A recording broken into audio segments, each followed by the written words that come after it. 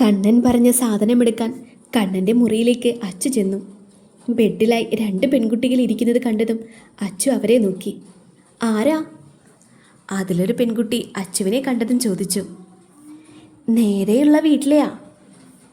ഓ, അയൽക്കാരാണല്ലേ? ആ പെൺകുട്ടിക്കൊപ്പമുള്ള മറ്റേയാൾ അവളെ നോക്കിക്കൊണ്ട് പറഞ്ഞു.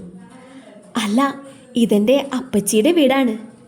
ആ പെൺകുട്ടി പറഞ്ഞത് ഇഷ്ടപ്പെടാത്തതുപോലെ അച്ചു പറഞ്ഞു. ഓ, എന്താ പേര്? ആര്യ. ഞാനൊരു കാര്യം എടുക്കാൻ വന്നതാ. അതും പറഞ്ഞ് അച്ചു അവിടെ മുഴുവനും നോക്കി.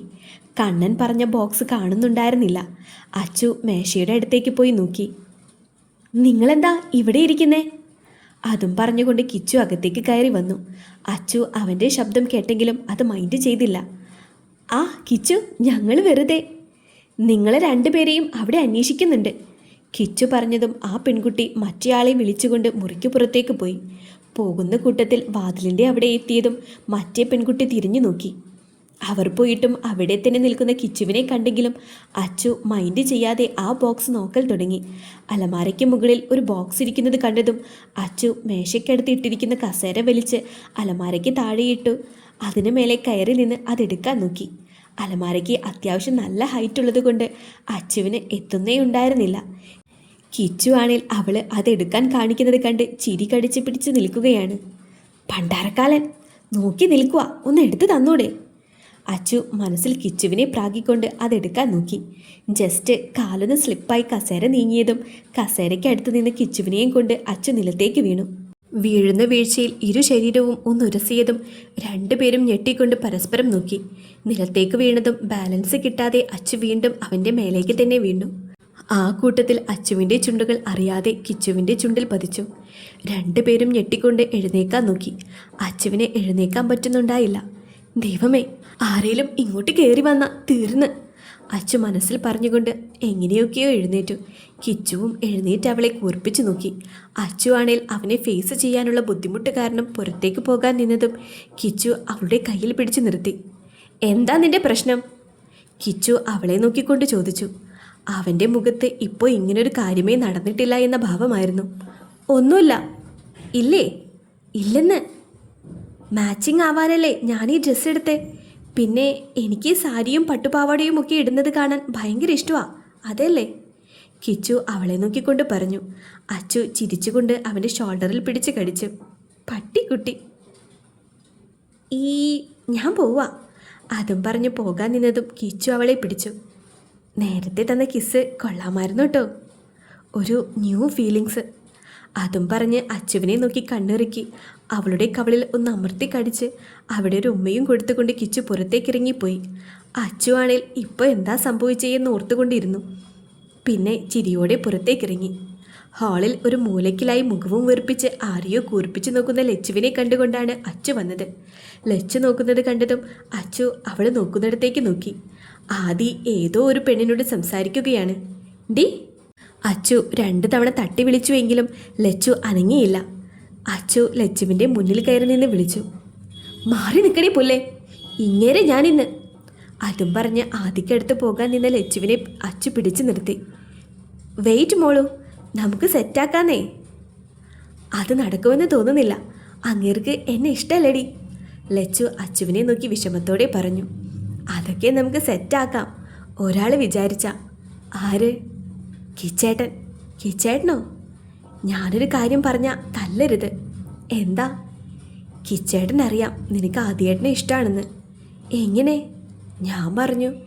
എടി സമദ്രോഹി, ഏട്ടൻ്റെ മുന്നിൽ എൻ്റെ വില കളഞ്ഞപ്പോൾ സമാധാനമായല്ലോ നിനക്ക്. ലച്ചു അച്ചുവിനെ നോക്കി കലിപ്പിട്ടു. അങ്ങനെ പറയരുത്. അതും പറഞ്ഞ് പറയാനുണ്ടായ സാഹചര്യം അച്ചു അവളോട് പറഞ്ഞു. എന്നാലും ലച്ചു പറയാൻ വന്നപ്പോഴേക്കും ഗീത അങ്ങോട്ട് വന്നു.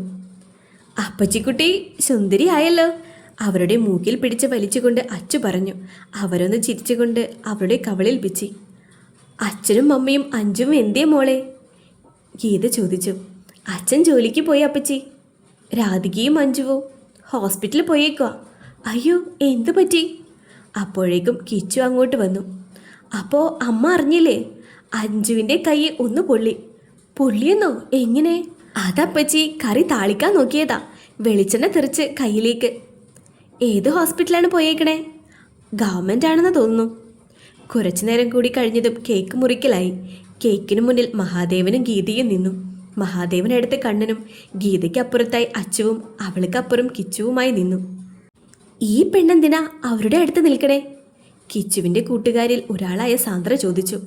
ആവോ, ആൻഡ്രിയ പറഞ്ഞു.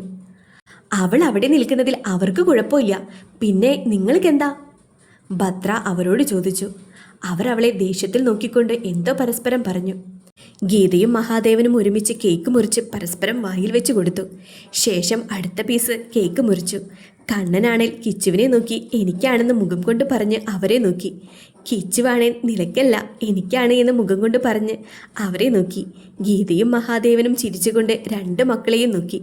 കണ്ണനാണേൽ എനിക്കിപ്പോൾ തരുമെന്ന രീതിയിൽ അവരെ നോക്കി. ഗീതയും മഹാദേവനും കണ്ണനെയും കിച്ചുവിനെയും നോക്കിക്കൊണ്ട് കയ്യിലിരുന്ന കേക്കിൻ്റെ പീസ് ഒരുമിച്ച് അച്ചുവിൻ്റെ വായിൽ വെച്ച് കൊടുത്തു.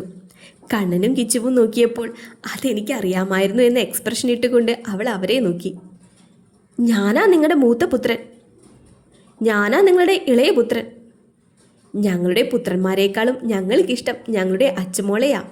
മഹാദേവൻ പറഞ്ഞതും അച്ചു രണ്ടു പേർക്കും ഓരോ ഉമ്മ വീതം കൊടുത്തു. കണ്ണൻ ചിരിച്ചുകൊണ്ട് ഒരു ബോക്സ് അവർക്ക് കൊടുത്തു. കിച്ചുവും അവർക്കുള്ള ഗിഫ്റ്റ് കൊടുത്തു. അച്ഛനും അമ്മയ്ക്കും മാത്രമേ ഉമ്മയുള്ളൂ, എനിക്കില്ലേ? അച്ചുവിൻ്റെ കാതിലായി കിച്ചു പതിയെ ചോദിച്ചു. ഇല്ല, ഇതെൻ്റെ അമ്മാവനും അപ്പച്ചിക്കും മാത്രമേ ഉള്ളൂ. അതും പറഞ്ഞു അച്ചു കേക്ക് മുറിച്ച് എല്ലാവർക്കും കൊടുത്തു. അതെ, കേക്ക് മുഖത്തേക്ക് തേക്കുന്ന പരിപാടി ഇവിടെ നടക്കില്ല കേട്ടോ, എല്ലാവരെയും നോക്കിക്കൊണ്ട് ലച്ചു പറഞ്ഞു. വിരലിലിരുന്ന കേക്കിൻ്റെ ക്രീം കിച്ചു അടുത്ത് നിന്ന ഭദ്രയുടെ കവിളിൽ തേച്ചു. അത് കണ്ട് ഭദ്ര അവനെ തുറിച്ചു നോക്കി. എന്താടീ നോക്കി പേടിപ്പിക്കണേ? മുഖത്ത് തേക്കില്ലേട പട്ടി, ഷാറി. പുട്ടിയടിച്ചത് പോകുമെന്ന് ഞാൻ ഓർത്തില്ല. ഞാൻ പുട്ടിയടിക്കാറൊന്നുമില്ല. അത് മുഖത്തെ കുറച്ച് പുട്ടി തുടച്ചിട്ട് പറ. നിന്റെ മറ്റവളോട് പറയ്. ഏയ്, അവള് പുട്ടിയടിക്കാറില്ലേടി. കിച്ചു അച്ചുവിനെ നോക്കിക്കൊണ്ട് ഭദ്രയോട് പറഞ്ഞു. പോടാ പട്ടി. ഭദ്ര അവനോട് പിണങ്ങിക്കൊണ്ട് നിന്നു. കിച്ചു അവളെ ചിരിയോടെ നോക്കി. നേരെ നോക്കിയത് തങ്ങളെ നോക്കുന്ന അച്ചുവിനെയാണ്. കിച്ചു ഭദ്രയെയും കൂട്ടി അവൾക്കടുത്തേക്ക് ചെന്നു. അച്ചു, ഇത് ഭദ്ര, എൻ്റെ ജൂനിയർ ആയിരുന്നു. ദെൻ ഭദ്ര, ഇത് അച്ചു. കിച്ചു രണ്ടുപേരെയും നോക്കിക്കൊണ്ട് പറഞ്ഞു. എൻ്റെ സീനിയർ ആണേലും ആ ബഹുമാനം ഞാൻ കൊടുക്കാറില്ല കേട്ടോ ഇവന്. നിങ്ങൾ സംസാരിക്ക്, ഞാൻ ഇപ്പോൾ വരാം. അതും പറഞ്ഞ് കിച്ചു അവിടെ നിന്നും പോയി. എങ്ങനെ വളച്ചു ഞങ്ങളുടെ ചെക്കനെ? ഭദ്ര ചുണ്ടിലൊരു ചിരിയൊളിപ്പിച്ചുകൊണ്ട് അച്ചുവിനോട് ഗൗരവത്തിൽ ചോദിച്ചു. അത് ഭദ്ര ഗൗരവത്തിൽ നിന്നതും അച്ചു പത്രിക്കൊണ്ട് അവളെ നോക്കി. അച്ചുവിൻ്റെ കണ്ണിലെ പിടപ്പ് കണ്ടതും ഭദ്ര ഉറക്കെ ചിരിച്ചു പോയി. ഇങ്ങനെ പാവമായി പോവല്ലേ കൊച്ചേ, ഇങ്ങനെ പാവമായി പോയാലേ അവൻ്റെ ഒപ്പം ജീവിക്കാൻ മോൾ ഇച്ചിരി കഷ്ടപ്പെടുമല്ലോ. ഭദ്ര ചിരിച്ചുകൊണ്ട് പറഞ്ഞു. ചേച്ചിക്ക് എങ്ങനെ? അവൻ പറഞ്ഞില്ല, പിന്നെ ഞാൻ കണ്ടുപിടിച്ചു. ഞാനല്ല അങ്ങനെ വളച്ചേ, ഓരോന്ന് കാണിച്ച് എന്നെയാ വളച്ചെടുത്തേ. ആഹാ, ഞാൻ വിചാരിച്ചതുപോലെ മിണ്ടാപ്പൂച്ചയല്ല അല്ലേ? ഭദ്ര പറഞ്ഞതും അച്ചു കണ്ണ് ചിമ്മിയൊന്ന് ചിരിച്ച് കാണിച്ചു. ഞാനൊരു കാര്യം ചോദിക്കട്ടെ? എന്താ മോളെ, ചോദിക്ക്. പോരുന്നോ എൻ്റെ നാത്തൂനായിട്ട്? അച്ചു ചോദിച്ചതും ഭദ്ര ഞെട്ടിക്കൊണ്ട് അവളെ നോക്കി. ഞാൻ കണ്ടിരുന്നു ഒളിഞ്ഞും തെളിഞ്ഞും എൻ്റെ കണ്ണേട്ടനെ വായി നോക്കുന്നത്. അച്ചു പറഞ്ഞതും ഭദ്ര ചമ്മിക്കൊണ്ട് അവളെ നോക്കി. അത് പിന്നെ ഭദ്ര നിന്ന് വിയർക്കുന്നത് കണ്ടതും അച്ചുവിന് ചിരി വന്നു. മോളെ, ഞാൻ കണ്ണേട്ടനെ പറ്റി കിച്ചു ഒരുപാട് പറഞ്ഞിട്ടുണ്ട്. നേരിൽ കാണണമെന്നുണ്ടായിരുന്നു, പക്ഷേ ഇന്നാണ് അതിന് പറ്റിയെന്ന് മാത്രം. പിന്നെ കിച്ചു പറഞ്ഞ് നേരിൽ കാണാതെ അറിയാം. എപ്പോഴോ ഇഷ്ടം തോന്നിപ്പോയി. കിച്ചേട്ടൻ അറിയോ? അറിയാം. എന്നിട്ടെന്തേ കണ്ണേട്ടനോട് പറഞ്ഞില്ല? എനിക്ക് പേടിയായതുകൊണ്ട്. പേടിയോ? ആരെ, കണ്ണേട്ടനെയോ? അച്ഛ ചോദിച്ചു. ഭദ്ര അതേന്ന് തലയാട്ടി കാണിച്ചു. ഏയ്, കണ്ണേട്ട പാവാണ്. എന്തോ ഐ ലവ് യു എന്ന് പറയാൻ എനിക്ക് പേടിയാ. നമുക്ക് സെറ്റാക്കാന്നേ. ശരിക്കും? ഭദ്ര കണ്ണുകൾ വിടർത്തിക്കൊണ്ട് ചോദിച്ചു. ശരിക്കും. അച്ചു വാക്കു കൊടുത്തപ്പോഴാണ് ലച്ചു അങ്ങോട്ട് വന്നത്. പ്രണവിൻ്റെ അനിയത്തിയല്ലേ? അതെ, എന്നെ എങ്ങനെ അറിയാം? ഞാനും പ്രണവും കിച്ചുവൊക്കെ ഒരേ കോളേജിലായിരുന്നു, അങ്ങനെ അറിയാം. പിന്നെ തൻ്റെ ഫോട്ടോ കിച്ചുവിൻ്റെയും പ്രണവിൻ്റെയും ഫോണിൽ ഞാൻ കണ്ടിട്ടുണ്ട്. Show, fans. ചേച്ചിക്ക് കിച്ചേട്ടനെ എത്ര നാളായിട്ടറിയാം? എനിക്കവനെ 4-5 വർഷമായിട്ടറിയാം. തുടക്കം ഞാൻ കോളേജിൽ അഡ്മിഷൻ എടുക്കാൻ ആദ്യമായി പോയപ്പോഴായിരുന്നു. അന്ന് അഡ്മിഷൻ കാര്യങ്ങൾക്ക് എല്ലാവരെയും സഹായിക്കാൻ സീനിയേഴ്സ് ഉണ്ടായിരുന്നു. അങ്ങനെയാണ് ഞാൻ കിച്ചനെ പരിചയപ്പെട്ടത്. പറ കഥ പറയും. ഞാനും അമ്മയും കൂടിയാണ് അഡ്മിഷന് പോയത്. അവിടെ ചെന്നപ്പോൾ ഒന്നും അറിയില്ല. കിച്ചനോടാണ് ഞങ്ങൾ ഡൗട്ട്സ് ചോദിച്ചത്. അങ്ങനെ ഞങ്ങൾക്ക് പരസ്പരം അറിയാമായിരുന്നു. പിന്നെ കോളേജിൽ ഫസ്റ്റ് ഡേ ജോയിൻ ചെയ്തപ്പോൾ ചെറുതായി റാഗിങ് ഉണ്ടായിരുന്നു. കിച്ചുവിൻ്റെ ടീം ഉണ്ടായിരുന്നു റാഗ് ചെയ്യാൻ. എന്നെ വിളിച്ചപ്പോൾ പരിചയമുള്ളൊരാളെങ്കിലും ഉണ്ടല്ലോ എന്ന സമാധാനമായിരുന്നു എനിക്ക്. അവിടെ ഒരു കൊച്ചിനോട് ഡാൻസ് കളിക്കാൻ അവരുടെ കൂട്ടത്തിൽ ഒരാൾ പറഞ്ഞു. അപ്പോൾ ആ കൊച്ച് ഡാൻസ് അറിയില്ലെന്ന് പറഞ്ഞു. അപ്പോൾ പിന്നെ കളിച്ചിട്ട് പോയാൽ മതിയെന്ന് പറഞ്ഞ് അവരതിനെ കൊണ്ട് ഡാൻസ് കളിപ്പിച്ചു. എന്നോട് പാട്ട് പാടാൻ അറിയോ എന്നാ ചോദിച്ചത് കിച്ചുവാണ്. നേരത്തെ അറിയില്ല എന്ന് പറഞ്ഞപ്പോഴാണല്ലോ ആ കൊച്ചിനെ കൊണ്ട് ഡാൻസ് കളിപ്പിച്ചത്. അതുകൊണ്ട് എനിക്ക് പാടാൻ അറിയാമെന്നും പിന്നെ അങ്ങോട്ട് പാട്ടിനെ പറ്റി ഒരു കുറിപ്പ് തന്നെ പറഞ്ഞു കൊടുത്തു. എന്നിട്ടെന്ത് എന്നെ പറഞ്ഞു വിട്ടു. പക്ഷേ അതിൻ്റെ ബാക്കി ഞങ്ങളുടെ ഫ്രഷേഴ്സ് ഡേയുടെ അന്ന് നടന്നു. ഭദ്ര പണ്ടത്തെ ഓർമ്മകൾ അയവിറക്കി. പറയൂ ചേച്ചി, എന്താ ഉണ്ടായേ? സെക്കൻഡ് ഇയേഴ്സ് ആയിരുന്നു ഞങ്ങൾക്ക് ഫ്രഷേഴ്സ് ഡേ നടത്തിയേ. കിച്ചുവും ടീമും ആയിരുന്നു സ്റ്റേജ് കൈയടക്കി വെച്ചത്. നിങ്ങൾക്ക് ജെറിയെ അറിയോ?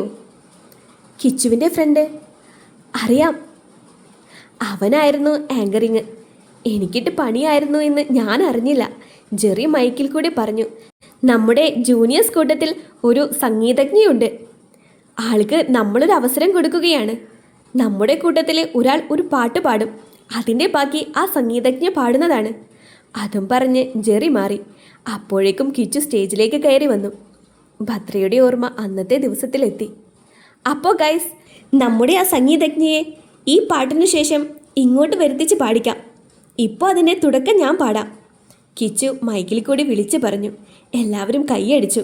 ഭദ്രയാണെങ്കിൽ ഇവൻ പാടോ എന്ന രീതിയിൽ സ്റ്റേജിലേക്ക് നോക്കി. ബഹളം കൂട്ടിയിരുന്ന സ്റ്റേജിനെ നിശബ്ദമാക്കിക്കൊണ്ട് കിച്ചു ഫീൽ ഗുഡ് ആയിട്ടുള്ള മലയാളം പാട്ട് പാടി. സത്യം പറഞ്ഞ ആ പാട്ടിൽ, ആ ശബ്ദത്തിൽ ആരായാലും ലയിച്ചു പോകും. അങ്ങനെ ലയിച്ചിരുന്നപ്പോഴാണ് ഭദ്രയുടെ പേര് കിച്ചു മൈക്കിൽ പറഞ്ഞത്.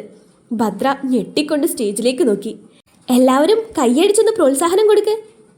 ഭദ്ര പരമേശ്വരൻ, കിച്ചു വീണ്ടും പറഞ്ഞു. സ്റ്റേജിൽ എങ്ങനെയൊക്കെയോ ഭദ്ര എത്തി. തനിക്കിട്ട് പണിതതാണെന്ന് അവൾക്ക് മനസ്സിലായി. അപ്പോൾ നമ്മുടെ സംഗീതജ്ഞ ഞാൻ പാടിയ പാട്ടിൻ്റെ ബാക്കി പാടുന്നതായിരിക്കും. കിച്ചു പറഞ്ഞുകൊണ്ട് മൈക്ക് അവൾക്ക് നേരെ കൊടുത്തു. ആദ്യമൊന്നും മടിച്ചെങ്കിലും അവരെ നോക്കിക്കൊണ്ട് ഭദ്ര മൈക്ക് വാങ്ങി. ഹായ് ഫ്രണ്ട്സ്, എനിക്ക് പാട്ട് പാടാനൊന്നും അറിയാൻ പാടില്ല. റാഗിങ്ങിൽ നിന്ന് രക്ഷപ്പെടാൻ വേണ്ടിയാണ് ഞാൻ പാട്ട് പാടാൻ അറിയാമെന്ന് പറഞ്ഞത്. ഇങ്ങനെയൊരു പണി കിട്ടുമെന്ന് സ്വപ്നത്തിൽ പോലും ഞാൻ വിചാരിച്ചില്ല. ഭദ്ര കിച്ചുവിനെ നോക്കി പേടിപ്പിച്ചുകൊണ്ട് പറഞ്ഞു. ഇതൊന്നും മനസ്സിൽ വെച്ചേക്കല്ലേട്ടോ പെങ്ങളെ. കിച്ചു പറഞ്ഞു. മനസ്സിൽ വെച്ചേക്കൊന്നില്ലേ ആങ്ങളെ. പണ്ടത്തെ ഓർമ്മയിൽ പുഞ്ചിരിച്ചുകൊണ്ട് ഭദ്ര അവരോട് പറഞ്ഞു. കിച്ചുവേട്ടൻ അതിന് പാട്ട് പാടില്ലല്ലോ. ഭദ്ര പറഞ്ഞു കഴിഞ്ഞതും അച്ചു പറഞ്ഞു. ആ ബെസ്റ്റ്, നല്ല ബെസ്റ്റ് കാമുകി. എടി, എൻ്റെ ചേട്ടൻ നന്നായിട്ട് പാടും. ലച്ചു പറഞ്ഞു. അതേന്നേ, നിനക്കറിയില്ലേ മോളെ? ഇല്ല, എന്നോട് പറഞ്ഞിട്ടില്ല. അച്ചു പരാതിയോടെ പറഞ്ഞു.